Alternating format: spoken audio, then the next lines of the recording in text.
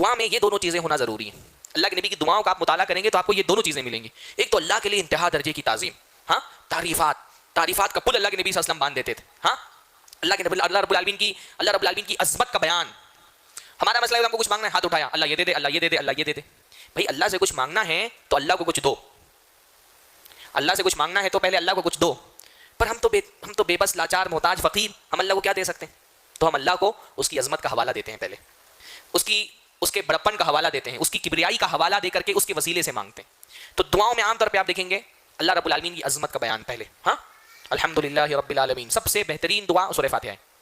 سورہ فاتحہ اصلاً دعائی ہے نا بھائی, دعائیں تبھی تو آپ آخر میں آمین بولتے ہیں.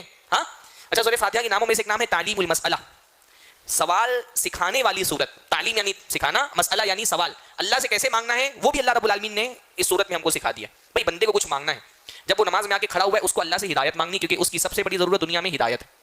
پر آتے ساتھ اس نے یہ نہیں بول دیا اہدنا الصراط المستقیم, نہیں بھائی, اللہ کے دربار میں پہنچے ہیں, اللہ سے مانگنے کا کوئی ادب ہے, تو پہلے اس نے اللہ کی تعریف کرنی شروع کی. الحمدللہ رب العالمین, ساری تعریف اللہ کے لیے جو جہانوں کا رب ہے.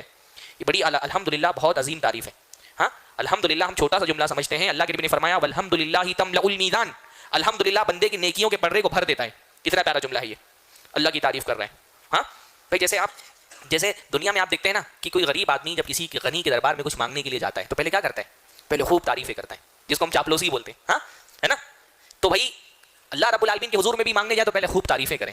ہاں, اللہ کی تعریف تو عبادت ہے, اللہ سے مانگنا تو شرف ہے. دنیا میں بندوں کی چاپلوسی کرنا عیب ہے, پر اللہ رب العالمین سے مانگنا شرف ہے. بندوں سے مانگنا نقص ہے, اللہ سے مانگنا عزت ہے. تو پہلے بندہ گیا اللہ کی خوب تعریفیں کر رہا ہے, الحمدللہ رب العالمین, ساری تعریف اللہ کے لیے ہے جو سارے جہانوں کا رب ہے. الرحمن الرحیم, جو بڑا ہی مہربان ہے, خوب رحم کرنے والا ہے. مالک یوم الدین, جو قیامت کے دن کا مالک ہے. ہاں, پہلے خوب تعریفیں کی اللہ کی. اب دوسری چیز ہم اللہ کو کیا دیتے ہیں؟ اپنی وفاداری کا حوالہ. بھئی ہمارے پاس دوسری چیز دینے کے لیے کیا ہے کہ ہمارے اللہ ہم تیرے وفادار ہیں, ہم تیرے بندے ہیں. تو بندہ کہتا ہے ایاک نعبد, اللہ تعالیٰ ہم تیری ہی عبادت کرتے ہیں. ایاک نستعین, تجھی سے مدد طلب کرنے والے ہیں. اپنی وفاداری کا حوالہ دیتا ہے کہ اللہ تعالیٰ ہم تیری پارٹی کے لوگ ہیں, تجھ سے اس لیے مانگنا ہے کہ تیرے علاوہ کسی سے مانگتے ہی نہیں ہے. ہاں, تو ہی دے سکتا ہے, تجھ کو ہی مانتے ہیں, تجھ ہی کو پوجتے ہیں, تجھ سے ہی مدد طلب کرتے ہیں. اپنی وفاداری کا, اپنی توحید کا وسیلہ بندہ لگاتا ہے. یعنی عبادتوں دعاؤں میں سے جو وسیلے لگائے جا سکتے ہیں, اللہ کی عظمت کا وسیلہ, دوسرا اپنی نیکیوں کا وسیلہ. اور نیکیوں میں سب سے بڑی نیکی کون سی ہے؟ کون سی نیکی ہے بولیے؟ توحید سے بڑی کوئی نیکی نہیں ہے.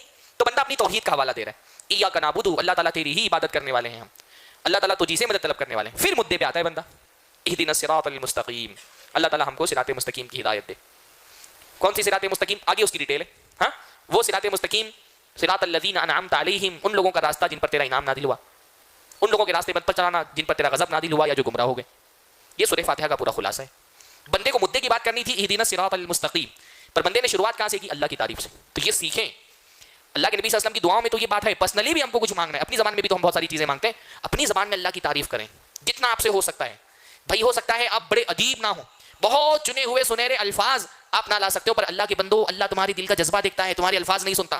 ہاں, ہو سکتا ہے آپ کوئی بڑے خطیب, شاعر, ادیب نہیں ہے, وہ بڑے با کمال الفاظ جیسے ادیب استعمال کرتے وہ نہیں استعمال کر سکتے, پر اپنے طور پہ تعریف کرو اللہ کی. نبی صلی اللہ علیہ وسلم کی دعاؤں سے سیکھو کہ نبی صلی اللہ علیہ وسلم اللہ تعالیٰ کی تعریف کیسے کرتے تھے. ہاں, اکثر دعا میں آپ کو ملے گا اللہم فاطر السماوات والارض عالم الغیب والشہادہ رب کل شیء وملیکہ. اللہ تعالیٰ فاطر السماوات والارض, تو آسمان و زمین کا پیدا کرنے والا ہے. عالم الغیب والشہادہ, غیب اور حاضر کا جاننے والا ہے. رب کل شیء وملیکہ, کائنات کی ہر شے کا رب تو ہے, ہر شے کا مالک تو ہے. اعوذ بک من شر نفسی, اللہ تعالیٰ میں اپنی نفس کے شر سے تیری پناہ چاہتا ہوں. پہلے تعریفات کی. ہاں, اللہ مالک الملک تؤتی الملک من تشاء, قرآن کی بہت ساری دعاؤں میں بھی آپ کو ملے گا کہ پہلے اللہ تعالیٰ کی تعریف ہے, پھر اللہ سے کچھ طلب کیا ہے. اللہ مشفی انت الشافی لا شفاء الا شفاؤک شفاء لا یغادر سقما, اللہ شفا دے کیونکہ تو ہی شافی ہے, شفا دینے والا تو ہی ہے. تیری شفا کے علاوہ کوئی شفا نہیں ہے, ایسی شفا دے جس میں اس کے بعد کوئی مرض نہ ہو.